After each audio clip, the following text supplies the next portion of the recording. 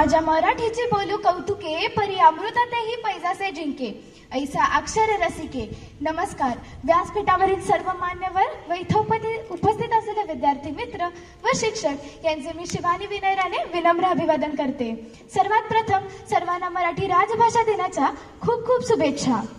महाराष्ट्र हा जिजाऊंच्या संस्कारांचा, शिवरायांच्या उच्च विचारांचा, शंभूंच्या पराक्रमांचा, शाहूंच्या पूर्वदड्यांचा, कष्टकरी शेतकऱ्यांचा, दीनदलित दुबळ्यांचा, 105 हुतात्म्यांचा आणि दिल्लीच्याही इतिहासाला घाम फोडणाऱ्या अशा या मावळ्यांचा माझा हा महाराष्ट्र.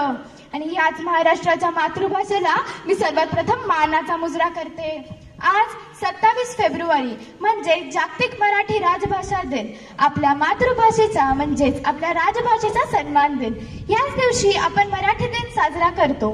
याचे कारण म्हणजे मराठी साहित्याचे मानदंड असणाऱ्या वि.वा. शिरवाडकर उर्फ कुसुमाग्रजांचा वाढदिवस. यांच्या अमूल्य व अमृतुल्य लेखनातून आज आपली मराठी भाषा अजन्म श्रीमंत आहे.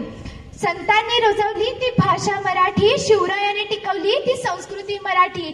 संतांनी जपला तो वान मराठी आणि आमचा मान म्हणजेच मराठी. आज मराठी भाषिक लोक जगाच्या कानाकोपऱ्यात आहेत. पूर्ण विश्वात पसरलेले आहेत. वेगवेगळ्या देशात जाऊन वेगवेगळी भाषा शिकून ग्लोबल होऊन त्यांना आपल्या मातृभाषेचा मात्र विसर पडतो. पण विसरण्याआधी हे स्मरणात ठेवले पाहिजे की तुम्ही जन्मल्यावर तुमच्या मुखातून आलेला पहिलाच शब्द हा मराठीच होता.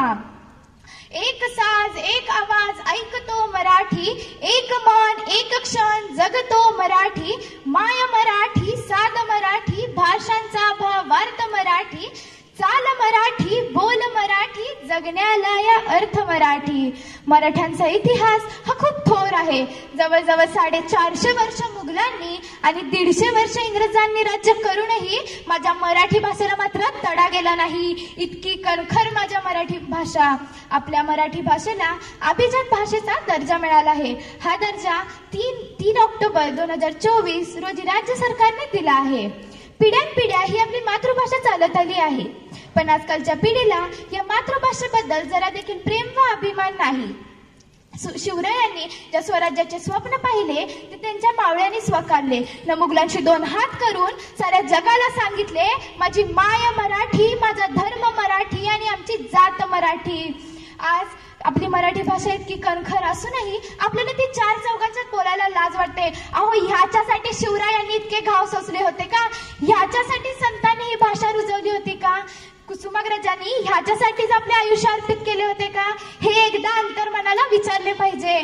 खरं तर मराठ्यांचा इतिहास हा सुवर्णाक्षरांनी लिहून ठेवावा इतका तेजस्वी आहे.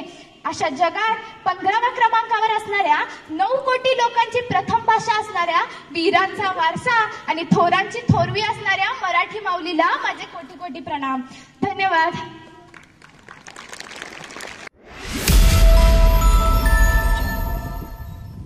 मी केतकी आणि सांगायची गोष्ट तर अशी की परवा आमच्या शेजारी एक भाडेकरू राहायला आले. मला तशी सवय नाही आहे की कुणाच्या मध्ये पडायची, कुणाचं तर ऐकायची. पण तुम्हाला म्हणून सांगते, ते परवा आले आणि मला लगेच कळालं. काय त्यांचं नाव सदाशिव सदा हसरे आणि त्यांच्या पत्नीचं नाव सदाफुली सदा हसरे. त्यांची बायको खूप गावंढळ आहे बर का. एक दिवस काय झालं, मी जिन्यावरून खाली जात होते. मला काही कुणाची ऐकायची सवय नाही आहे, पण चालत होते ना म्हणून आपले भिंतीला कान लावले. भिंतीला कान लावता लावता मला सदाशिवांचा आवाज आला. सदाशिवराव म्हणतात कसे, सदाफुली ए सदाफुली, हे बघ परवा मी बालगंधर्वला गेलतो, तिथे मला बक्षीस मिळाले.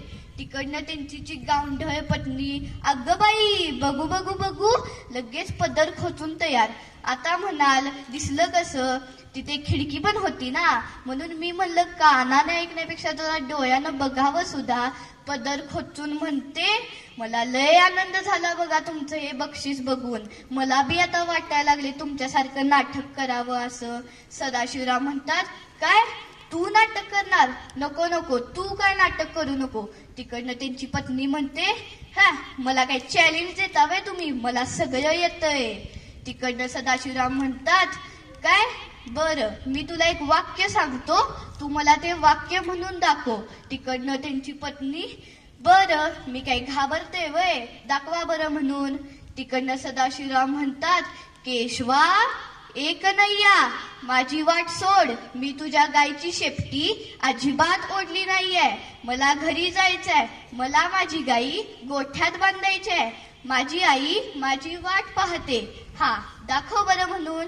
तिकडनं त्यांची पत्नी पदर खोचून, ए केशा रे माझी वाट सोड, मी तुझ्या आईची शेपटी नाही वडलेली. मला घरला जायचंय, मला घरला जायचंय, मला घरला जायचंय. माझी आई माझी वाट बघते, मला माझ्या आईला गोठ्यात बांधायचे आहे. माझी वाट सोड. हा मग सदाशिवराव म्हणतात, हे काय नाटक आहे होय? नको नको, तू काय नाटकात भाग घेऊ नको. तिकडनं त्यांची पत्नी म्हणते, हा जावा घ्या तुमचं बक्षीस, नको आहे मला तुमचं बक्षीस, अशी पण मला खूप कामं पडली आहेत, तुमच्यासारखी रिकाम तिकडी नाही आहे मी. हा जातेच मी. थँक्यू.